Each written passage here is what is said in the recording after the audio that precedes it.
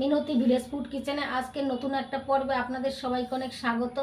আজকে আমি তিলের নাড়ু আর মুড়ির মোয়া বানিয়ে আপনাদের সঙ্গে শেয়ার করব। প্রথম থেকে শেষ পর্যন্ত সম্পূর্ণ ভিডিওটা অবশ্যই দেখতে থাকুন। আশা করি আমার আজকের এই ভিডিও আপনাদের অনেক ভালো লাগবে। আমার চ্যানেলে এখনও পর্যন্ত নতুন হয়ে থাকলে চ্যানেলটিকে সাবস্ক্রাইব করে আমার সঙ্গে থাকবেন। প্রথমে আমি তিলের নাড়ু বানিয়ে দেখাচ্ছি। মুড়িগুলো সরিয়ে রাখছি, মুড়ির মোয়া পরে বানাবো। তিলের নাড়ু বানানোর জন্য দুটো মাত্র উপকরণ লাগবে, সাদা তিল আর আখের গুড়। বাজার থেকে 200 গ্রাম সাদা তিল এনেছি, এটা ঝেড়ে বেছে পরিষ্কার করে নিয়েছি। আপনারা যখন নাড়ু বানাবেন তখন আগে ঝেড়ে বেছে পরিষ্কার করে নেবেন, এর মধ্যে অনেক সময় ময়লা থাকে। আর 250 গ্রাম আখের গুড় নিয়েছি। গ্যাস জ্বালিয়ে গ্যাস ওভেনে কড়াই বসিয়ে দিয়েছি। এবার আমি খালি খোলায় তিলগুলো ভেজে নেব। এখানে 200 গ্রাম তিল আছে, হাফ হাফ করে দুইবার ভেজে নেব। অল্প অল্প করে ভেজে নিলে ভাজাটা ভালো হবে।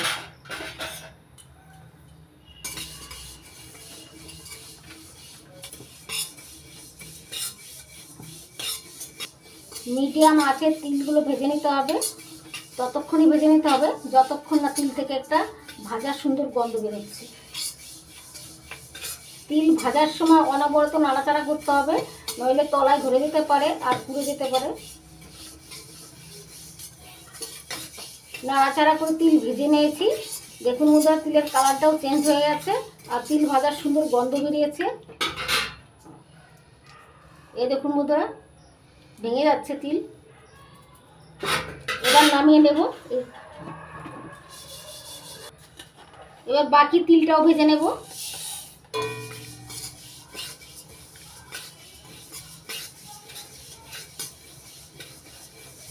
বাকি তিলগুলো হালকা করে ভেজে নিয়েছি, এবার নামিয়ে নিচ্ছি।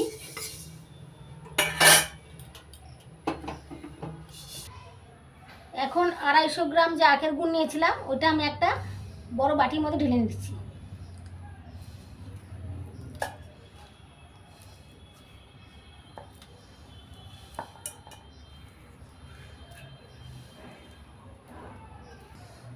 এবার ওই বাটিরই হাফ বাটি জল দিয়ে দিচ্ছি গুড়ের মধ্যে। এবার জল আর গুড়টা ভালো করে মিশিয়ে নেব।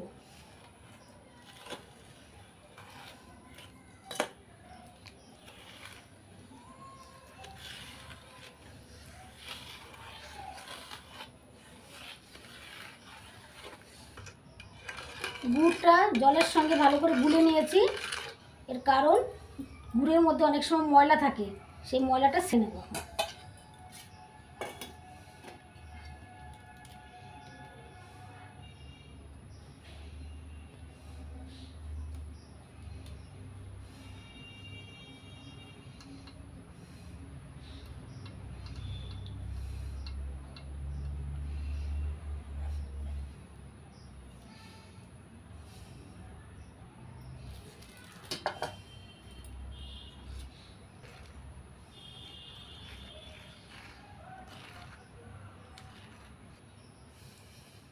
ছেঁকে নিয়েছি। এই দেখুন বন্ধুরা, কালো ময়লা, এই যে কালো ময়লা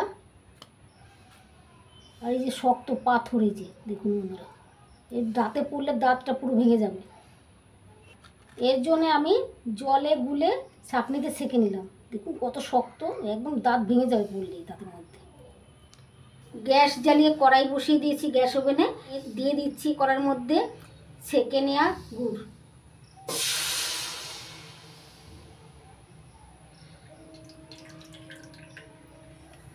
এবার মিডিয়াম আঁচে গুড়টাকে ফুটিয়ে নেব। আপনারা যখন নাড়ু বা মোয়া যাই বানানোর আগে গুড়টাকে জলে গুলে একটু সেঁকে নেবেন, নইলে তো দেখলেন বন্ধুরা পাথর ময়লা থাকে গুড়ের মধ্যে। গুড়টা ফুটিয়ে নিচ্ছি। এই দেখুন বন্ধুরা, গুড় ফুটে উঠেছে আর গুড়ে একটা পাক আসবে, পাক আসা পর্যন্ত অপেক্ষা করতে হবে আর একটু ফুটিয়ে নিতে হবে।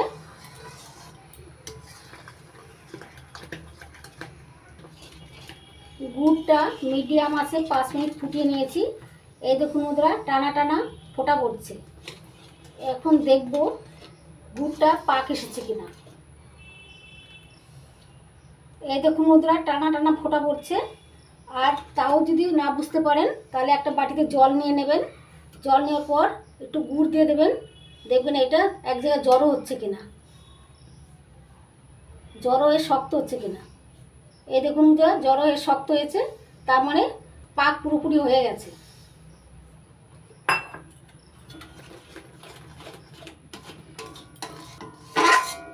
গুড়ে তো পাক হয়ে গেছে পুরোপুরি।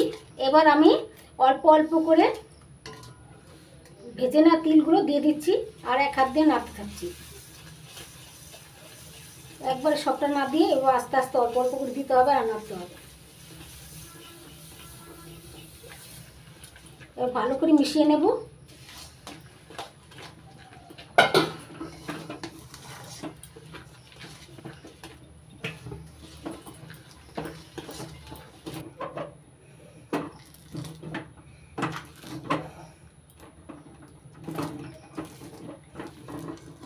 তিল গুড়ের সঙ্গে ভালো করে ভেজে নেওয়া তিল গুড়ের সঙ্গে ভালো মিশিয়ে নিয়েছি। এবার একটা থালায় ঘি লাগিয়ে নিয়েছি। এটার মধ্যে আমি পাক দেওয়া তিলটা নামিয়ে নেব।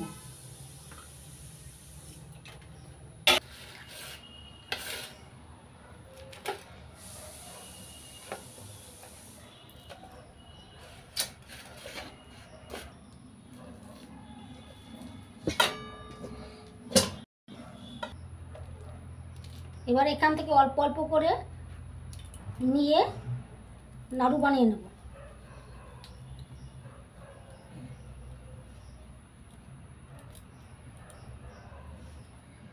এই দেখুন বন্ধুরা, একটা নাড়ু বানিয়েছি। এরকম করে আমি সবগুলো নাড়ু বানিয়ে নেব।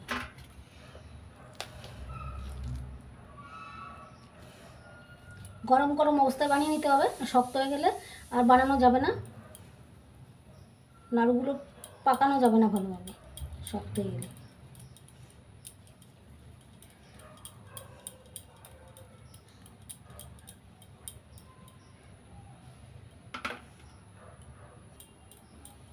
আপনারা আপনাদের ইচ্ছে মতো সাইজ করে নিতে পারেন, ছোট বড়।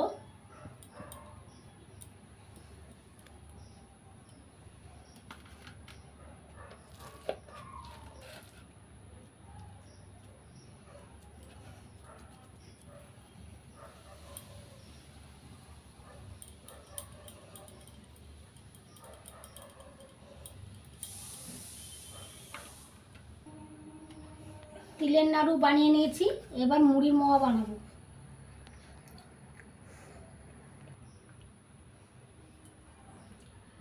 এবার মুড়ির মোয়া বানাবো। এখানে আমি 150 গ্রাম আখের গুড় নিয়েছি আর 250 গ্রাম মুড়ি নিয়েছি। এখন আমি এই গুড়টা জলে গুলে নেব। এই গুড় আমি একটা বাটির মধ্যে ঢেলে নিচ্ছি।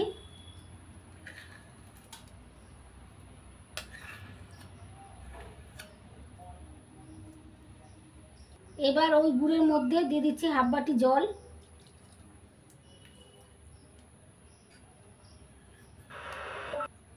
এবার গুড়টা ভালো করে জলের সঙ্গে মিশিয়ে নিচ্ছি, তারপর ছাঁকনিতে ছেঁকে নেব।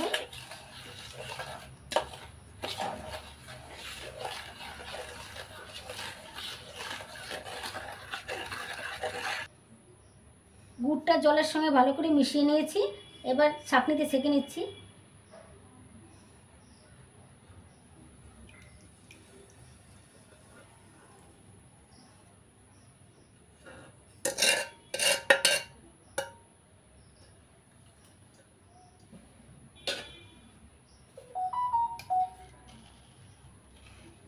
আপনারা যখন মোয়া বানাবেন তখন অবশ্যই করে ছেঁকে নেবেন, কারণ এর মধ্যে ময়লা থাকে, পাথর থাকে অনেক সময়, তাই ছেঁকে নিতে হবে। নাহলে যখন খাবেন তখন পাথর থাকলে দাঁতে পড়লে দাঁত ভেঙে যাবে।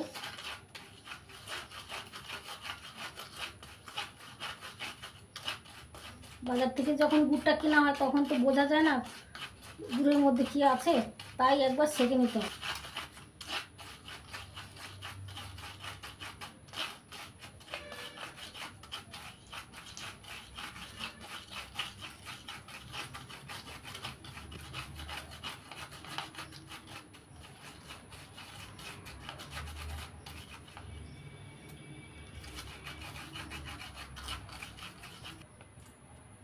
ভালো করে ছেঁকে নিয়েছি। দেখুন বন্ধুরা, এই দেখুন পাথর, এটা গুড়ের মতো লাগছে, মনে হচ্ছে গুড়ের দলা। গুড়ের দলা না, এটা সাদা পাথর, এই যে শক্ত সাদা পাথর।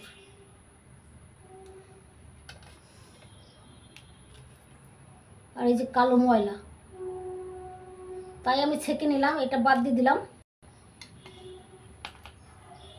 গুড় ছেঁকে নিয়েছি, এবার মোয়াটা তৈরি করে নিই। চলুন, গ্যাস জ্বালিয়ে গ্যাস ওভেনে কড়াই বসিয়ে দিয়েছি।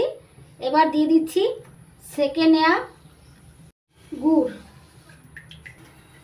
এবার গুড়টা ফুটাতে থাকবো, আর যতক্ষণ না পাক আসে ততক্ষণ পর্যন্ত গুড়টা ফুটিয়ে নেব। গুড়টা ফুটিয়ে নিয়েছি 4-5 মিনিট। গুড়ের কালারটাও চেঞ্জ হয়ে আছে, আঠালো হয়ে আছে। এই দেখুন বন্ধুরা, আঁশ উঠে আছে। এতেও যদি না বুঝতে পারেন তাহলে একটা বাটি নেবেন, বাটির মধ্যে জল নেবেন, জলের মধ্যে এরকম করে একটু গুড় দিয়ে দেবেন। দেখবেন জলের মধ্যে এক জায়গায় গুড়টা জড়ো হয়ে গেছে কিনা, জড়ো হয়ে কাঁচের মতো হয়ে গেছে কিনা। এই দেখুন বন্ধুরা, জড়ো হয়ে আছে, এবার পাক হয়ে গেছে গুড়টা, বুঝতে হবে।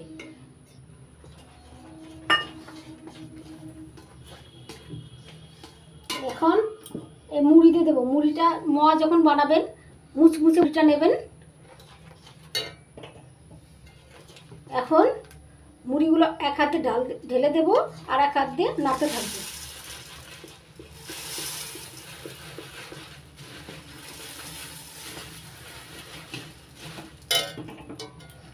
আঁচটা একদম লো রাখতে হবে।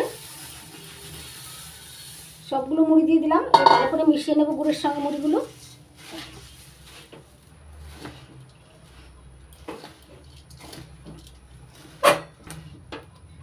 গুড়ের সঙ্গে মুড়ি ভালো করে মিশিয়ে নিয়েছি। দেখুন বন্ধুরা, ভালো করে মিশিয়ে গেছে গুড়ের সঙ্গে মুড়ি। এবার মোয়াগুলো বানিয়ে নেব, নামিয়ে নেব আঁচের থেকে। দেখুন বন্ধুরা, কড়াইটা নামিয়ে নিয়েছি। এবার কড়াই থেকে অল্প করে পাক দেওয়া মুড়িগুলো নিয়ে এইভাবে গোল করে মোয়া বানিয়ে দিচ্ছি।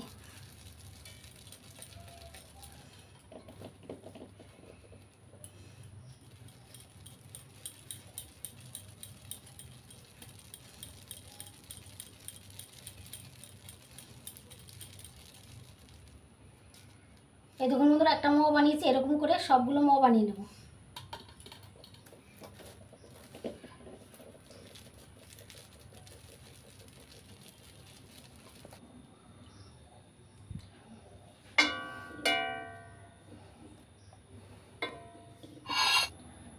সবগুলো মোয়া বানিয়ে নিলাম, এবার প্লেটে সাজিয়ে তারপর দেখাচ্ছি। তিলের নাড়ু আর মুড়ির মোয়া প্লেটে সাজিয়ে নিয়েছি। দেখুন বন্ধুরা, কত সুন্দর লাগছে দেখতে। আপনারাও খুব সহজে আমার বাড়িতে বানিয়ে নিতে পারবেন। আর এইভাবে কোনো জিনিস নিজের হাতে পরিষ্কার পরিচ্ছন্নভাবে বানিয়ে খাওয়ার মজাই আলাদা। আজকের তিলের নাড়ু আর মুড়ির মোয়ার রেসিপি যদি আপনাদের ভালো লেগে থাকে তাহলে আপনারা বাড়িতে বানান আর খেয়ে আমাকে কমেন্ট করে জানাবেন আপনাদের কেমন লাগলো। যদি ভালো লেগে থাকে তাহলে লাইক করবেন, কমেন্ট করবেন, বন্ধুদের সঙ্গে প্রচুর শেয়ার করবেন, আর আমার ছোট্ট চ্যানেলটিকে সাবস্ক্রাইব করে আমার পাশে থাকবেন। আপনারা ভালো থাকবেন, সুস্থ থাকবেন। আজকের মতো এই পর্যন্ত, আবার আসবো নতুন কোনো ভিডিও নিয়ে।